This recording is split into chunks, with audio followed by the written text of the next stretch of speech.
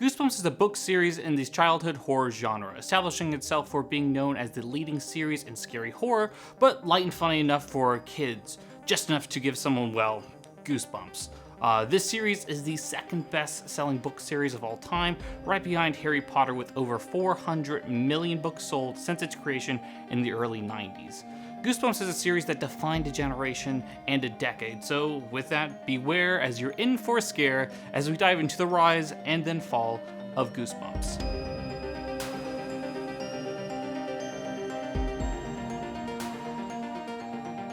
Before we get into the breakdown of Goosebumps books, we of course need to start off with the beginning, with the author.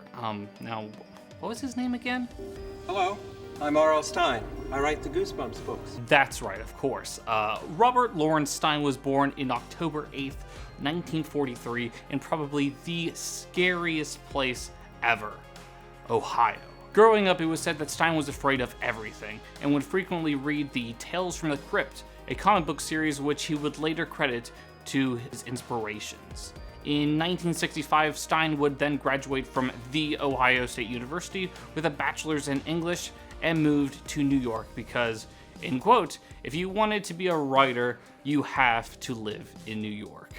His first work was on a magazine called Bananas, which was for teens and told a lot of jokes. He wrote solely joke books and humor type stories for around 30 years. However, his biggest break was whenever he wrote a horror novel for teens titled Blind Date, which was a bestseller from the gate and launched Stine into his famous Fear Street series, which continued the trend of horror stories for teens. A few years later, in 1992, his publisher, Parachute Press, who had asked Stine to write the original Blind Date novel, asked him to write a new horror series for 7 to 12-year-olds. After declining to write this series for a few weeks, R.L. Stine wrote the first book in a series that would change his life forever. A little book called Welcome to Dead House.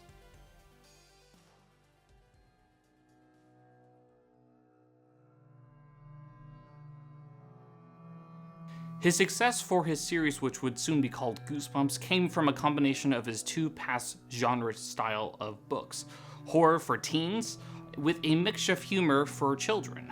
Stine even got the idea for the famous Goosebumps series title by looking at a channel guide which said Goosebumps Week on Channel 11. Little do most people know, however, Goosebumps wasn't an instant success at the beginning. It was actually almost canceled by its fifth book by Scholastic, but by some miracle in the summer of 1993, the series exploded in popularity. There's no reason why the series exploded, but man, did it take off. From its run from 1992 to 1967, there was a grand total of 62 Goosebumps books. That's a lot of books in a short period of time. In fact, during that time period, there was a subscription service that you could join to receive a new Goosebumps book twice a month, which is just insane. Stine said frequently that he could get into the swing of things. He could sit down and write a Goosebumps book in like 2 days. The speed, of course, led to issues down the road, which I will be talking about in a few minutes, but funny story, due to the fact that these were just the fast turnaround times, Stine would send the cover artist, a brilliant man named Tim Jacobs, only a short description of the book, and it would then be a race to see if the art would get done in time. That's why sometimes the cover art has little to nothing to do with the actual book.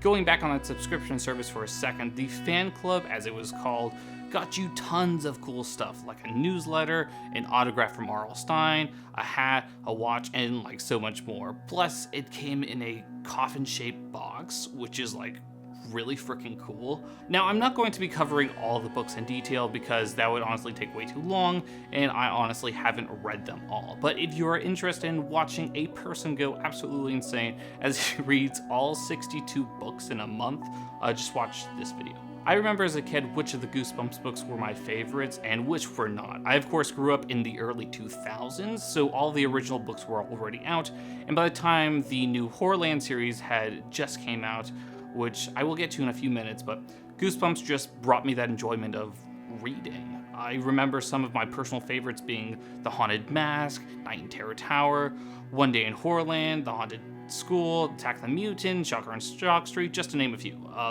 Of course, the series is not perfect, and as much as I hate to say it, the series hasn't aged that well from my childhood to now. I know I'm not the intended audience for the books, but you could tell these books were made for kids. You know, the kind of kids who only read one chapter at a time, with almost every chapter ending in a cliffhanger, like every single chapter. Now, I'm perfectly fine with cliffhangers and such at the end of chapters, but if you do it every time, it kind of gets tiring. Another issue I have with the series was the start of each chapter. The cliffhanger would be resolved in like the first 2 sentences, which kind of defeats the purpose of a cliffhanger. Another thing you will almost always see in a Goosebumps book is a sidekick character who just loves pulling pranks or trying to scare someone. Again, it's not bad, but it gets old after every single book having the exact same thing. After the success of the original 62 books, Scholastic wanted a new series, which would be called Goosebumps 2000, which would be scheduled for another 40-something book series, but would eventually be canceled at number 26, only actually having one book being published in the year 2000, which was its last.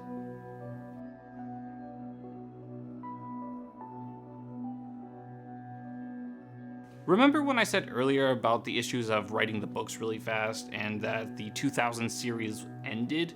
Well, it's now time to talk about the downfall of Goosebumps. Due to the increase in the amounts of books that Stein would be writing month after month, Scholastic, who is the publisher of the series, filed a lawsuit against Stein, stating that he had hired ghostwriters to come up with most of the stories and the main plots of the Goosebumps series.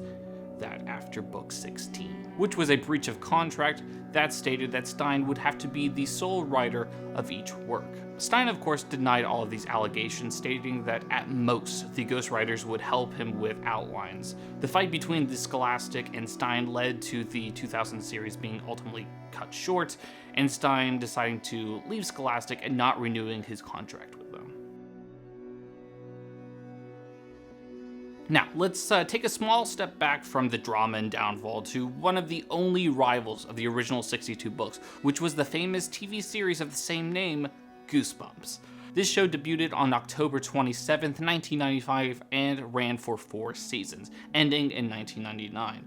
Most of the episodes were based off the Goosebumps books with the same name, but some were a take on shorter stories that were written by Stein, like in Old Story. I also don't know if it's just me, but I feel like all the episodes based off the shorter stories just aren't as good as the others based off the original, like, longer length books, like The Perfect School, An Old Story, Teacher's Pet, and basically the last half of season 3 of the show. It was just a lot of episodes. The show also came up with a 3-part original story in the form of Chillology, which was, in my opinion, just confusing to watch and wasn't easy to follow compared to the other episodes based off the original books. All of the episodes were filmed in Toronto, Canada, which actually makes sense because in some of the episodes, like in Attack the Mutant, you can see the CN Tower in the background, and it was produced by Scholastic Productions and 20th Century Fox. Of course, we can't talk about the series without talking about the amazing opening sequence and theme. Like, this is one of the most iconic opening scenes or themes I would never skip through. Like, in my mind, you don't skip through a number of TV show openers. Like, you don't skip through The Mandalorian, The Sopranos, The Walking Dead, and Goosebumps, because the theme is just so good, the intro is just so good, all of the filming was done in Canada, and one of the biggest problems of production of the show was the fact that all the episodes required different casts every time. The adults part was fine, but the kids not so much. Stein said that in an article in 2015 that they had to use like every Canadian kid out there. Speaking of Stein, he got to approve every single script of the TV series, meaning that if he didn't like it, it didn't happen, which is honestly pretty cool. You know, most creators don't have that much control whenever they give it up to a TV series, so that's awesome. Another interesting thing was that there is no pilot to the show. In case you don't know what a pilot is, it is the initial episode of a series that is kind of like a test run to see if it would be a good show for TV. Due to Goosebumps already being well known, several networks were already interested in playing the show, so the team just started production. Also, for a 90s show and a children's TV show, it had a pretty decent budget. A lot higher than most of the children's shows at the time because, well, one of the Fox executives' children really liked the book series, which I think is just hilarious. Now, let's go into the first ever episode of the series, The Haunted Mask. So for the Haunted Mask episodes, they actually created a mold of the actress who played Carly Beth and shaped the mask directly to her face. It took like 2 to 3 hours a day to put the mask on, and the actress who was the young Catherine Long, which she just sounds really cool, I have to add. The voice she does while in the mask is actually her voice at the time. It's not dubbed over, like she's pretty impressive, right? And the worm scene when, Carly Beth eats the worm, like that's actually a worm. Catherine insisted on using the worm and didn't want like a fake one. Like she insisted on it being absolutely real. When the episode released on October 27th, 1995, it was seen by 8 million people in the US, which is pretty impressive for the time, and even for today's standards. I'll leave an article I found from the cast and crew on the TV show down and below because honestly I found it just hilarious, learning some behind the scenes info about the show. There's speculation as to why the show ended at its 4th season. The original showrunners left due to creative reasons, and well, the book stopped selling so well, and it was just, kind of the beginning of the downfall. In 2004, Fox started producing the shows on DVD, so finally, for the first time, you could watch Goosebumps on the go. And then there was a special edition of the DVDs that were re-released as the new Horrorland series came out. So, how does the series hold up today? I'm not gonna lie, it's not the best. I can 100% tell you, it didn't have the biggest budget and it was filmed in the 90s, but it's not bad. For a TV show, you can sit down and watch it on Netflix as of October of 2022.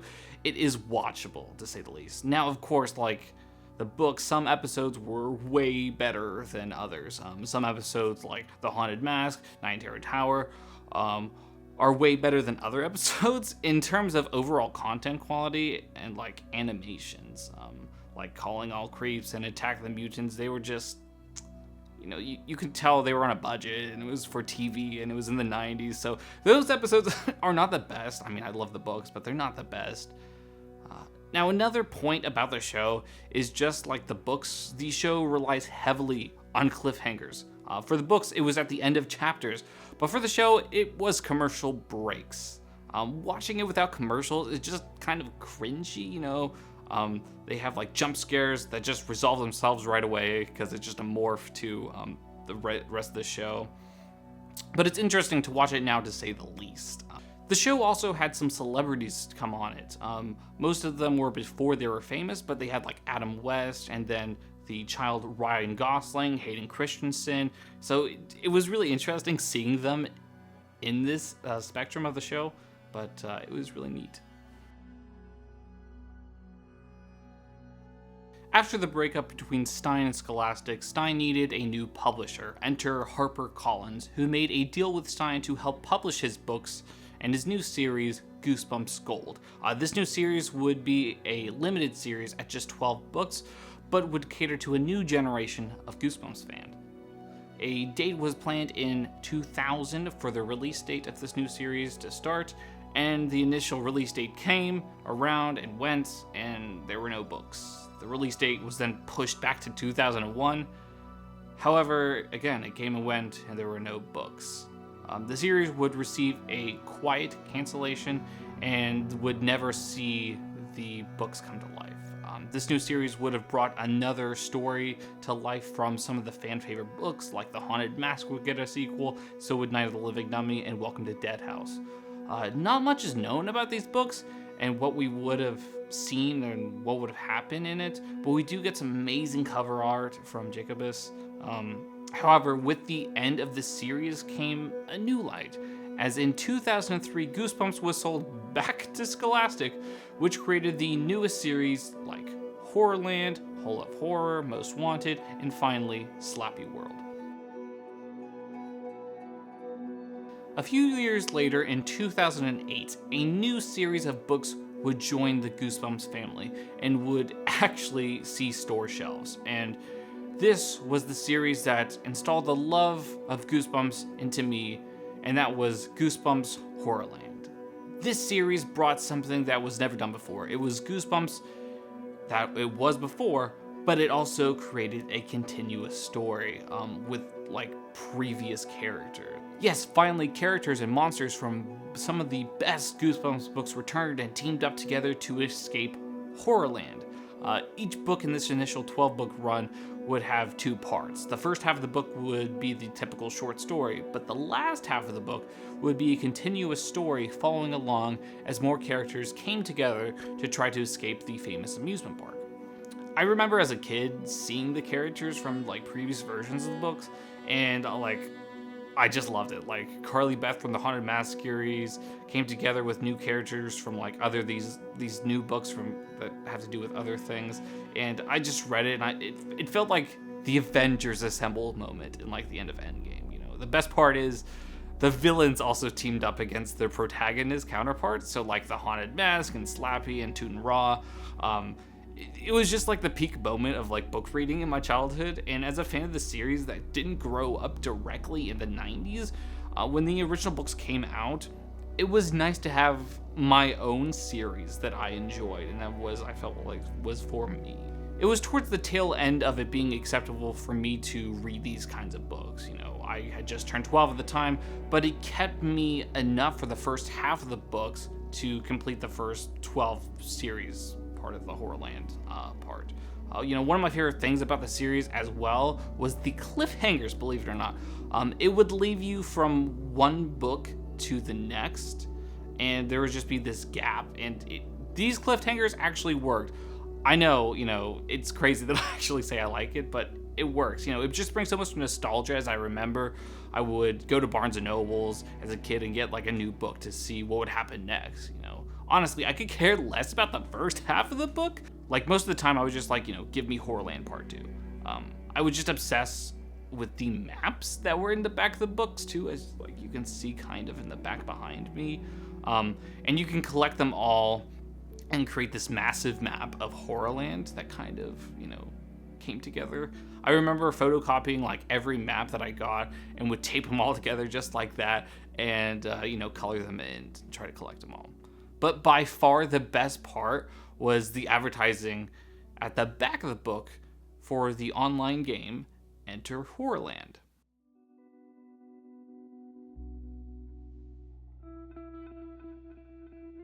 Enter Horrorland was a heavily marketed website that would invite readers to the Horrorland series to go online and try to escape the maps of Horrorland in various minigames. The best part was it was actually completely free, unlike many of the free games of the early 2010s. You played as Mr. Wood from the original Night of the Living Dummies series as you faced off against the different villains you would read about in the books. So I was trying to find the game online, like you don't even understand how hard I tried to find this game. The website changed back in 2009, so I couldn't go back there, and I tried going back, you know, via the Wayback Machine, which is fantastic, and I would highly recommend you use it if you want to go back to search for things on the internet. But due to Flash being discontinued, the battle was lost, and it was a sad day. Remember the maps I told you about? Yeah, that was the map of the game of the Horrorland. You know, you literally played through sections of the map, and it was super fun and super immersive as a kid. The game got pretty repetitive after a while, as if you failed one of the mini games, you could get a life back by following along a ball and cup game. But like, first off, pause. Did you know that there were also like real video games for the series, like on the PS2, the Wii, and the DS?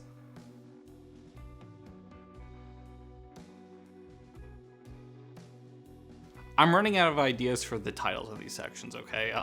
I swear though, the video game is actually called Horrorland. It was released in 2008 on the Wii and PS2 and the Nintendo DS. The game was of course published by Scholastic and developed by Elastic? Which for the life of me, I cannot find any information on. Like literally nothing. The game follows as you, the player, and your friend Nate go through the Horrorland, amusement park, riding rides, and then you discover you are kind of trapped there, of course. Through, you guessed it, mini games, you have to collect tokens to unlock new areas, and it's just kind of a lot of repetitive mini games. There is a story which involves you trying to discover how to get out of the park and having to save a girl, which turns out to be like the leader of the horrors at Horrorland. The game was met with just poor reviews, and out of the gate, with a 6 out of 10 on IGN, 37% on Metacritic, 3 out of 10 on Nintendo Life. I had only heard of this one game because I had it as a kid, so I was surprised that there were, get this, 6 other games. Like, I'm not going to go through every single game, mostly because the last 4 games, excluding the game I just talked about, were just rated so poorly, and, well, follows the story of the Goosebumps movie versus the books, which I will get back to in a second, but basic backstory is Jack Black / R.L. Stine has you try to help him return Goosebumps villains who have been escaping from his books, written on his typewriter. Instead, I will be talking about the early PC games that came out in 1996 and 1997. Goosebumps Escape from Horrorland was created by DreamWorks Interactive in 1996 and is the unofficial sequel to the book One Day at Horrorland. It follows the same characters, Lizzie, Luke, and Clay, as they get sucked back into Horrorland through a new ticket that they got at the end of the book. The game introduces a new character, the creator of the park, Madison Storm, who created the park because of nightmares she had during her childhood. The book ends with you saving the Morris family and the Horrorland park from exploding and defeating Madison along with the machine that I guess creates the monsters / horrors. That was a lot, and as I sit there, the game just sounds so interesting. A lot better than any of the other games, and it just builds on like the current story of the book, and I love that. I like that. The game was successful. Like, it wasn't a flop, but it wasn't like super successful. It was just average. It was, in quote, the 11th best-selling video game in December of 1996.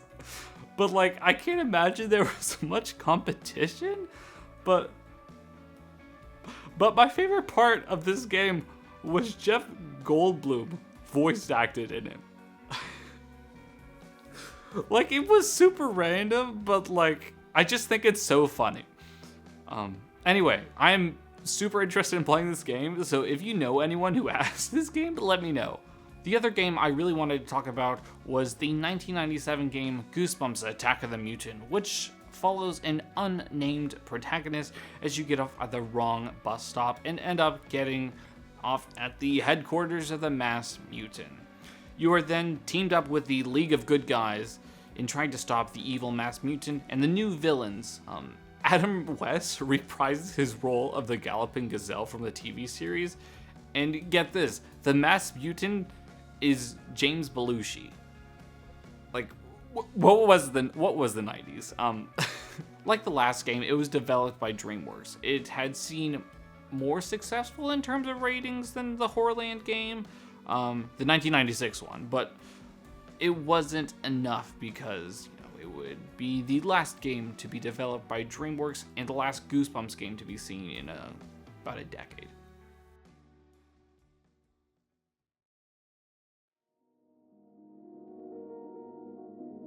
Alright, now it's time for the movies. So, before I get into the 2015 Jack Black movie, I guess that in 1998, Tim Burton was going to make a Goosebumps movie, but was canned early on because, there was no direct connection between any of the books. Now that that's out of the way, let's talk about the newest 2 movies that did what Tim Burton can't do.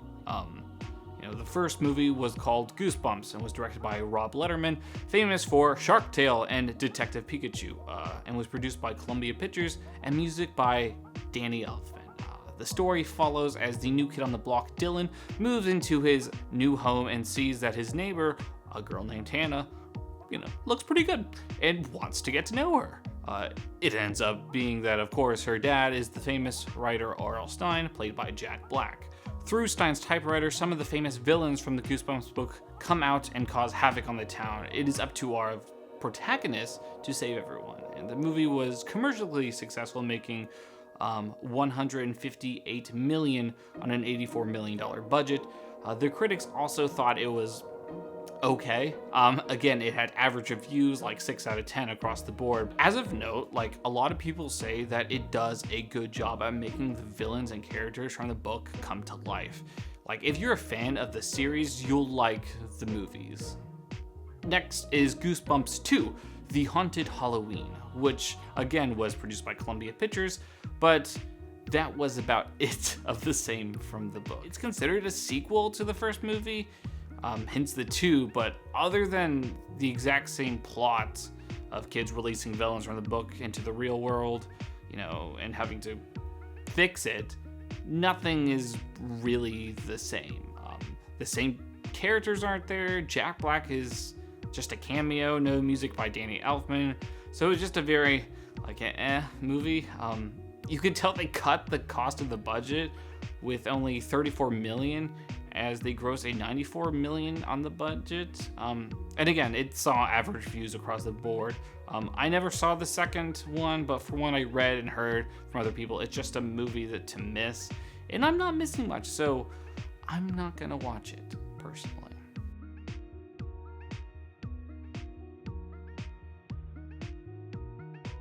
Before looking into this more, the last thing I heard about Goosebumps was the 2018 movie Goosebumps 2. So I was surprised and happy to see that at the age of 78, R.L. Stine is still writing Goosebumps books.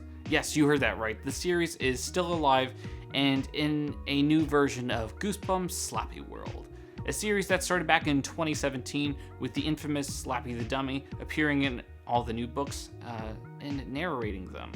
With a couple of the books set to release next year and in the first half of 2023. I was never a big fan of Slappy. I like the other books better, so I don't think I would ever read them, but hey, he is the mascot of the brand. With mixed reviews of the second Goosebumps movie, I doubt we will be seeing another one in the future anytime soon. But as for the TV show, Disney Plus announced a while ago that they have been working on a new Goosebumps show written by Rob Letterman from the original Goosebumps movie. Development started back in April of 2020, and no new news have really appeared since then. But we do know the series will...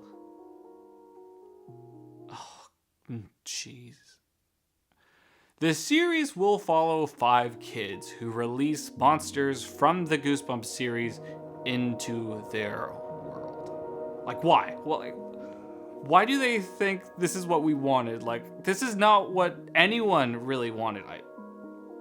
I don't know. I don't know anymore. After spending the last 2 months reading, listening, and watching everything Goosebumps books, I have to say that it really brings you back to your childhood. But beware, these books sometimes do not hit as well as remembered. As I said earlier, the one thing I will give R.L. Stine is his ability to make chapters end on cliffhangers. Or at least try to. You can see my thing is every single chapter ends in something that makes you go like, what? However, in the next sentence of the next chapter, most of the time, the cliffhanger is resolved by like, oh, it was my imagination. Oh, it was my dream. Like, just reading through one book, it happened again and again and again and again. It was actually kind of cringy. Now, I know these are books made for kids, and to try to inspire them to read more. However, Stine takes this a little too much, and it brings it to a whole new level. The TV series is pretty okay, with some episodes are better than others, but overall, I think it's still entertaining to watch. I guess I just really want to play that older game, so that's where we're at. Well, that's it, the rise and fall of Goosebumps. I hope that this story brought you plenty of nostalgia from your childhood, because I know for sure it did for me. What was your favorite Goosebumps book? And do you have any other nostalgic type topics for me to cover next? Let me know down below. Also, feel free to subscribe to me and to follow me on Twitter and TikTok and Instagram, which all you can find down below so you can get more content from me. I'm Nick from Nickstalgic, wishing you a spooky and scary Halloween. See ya.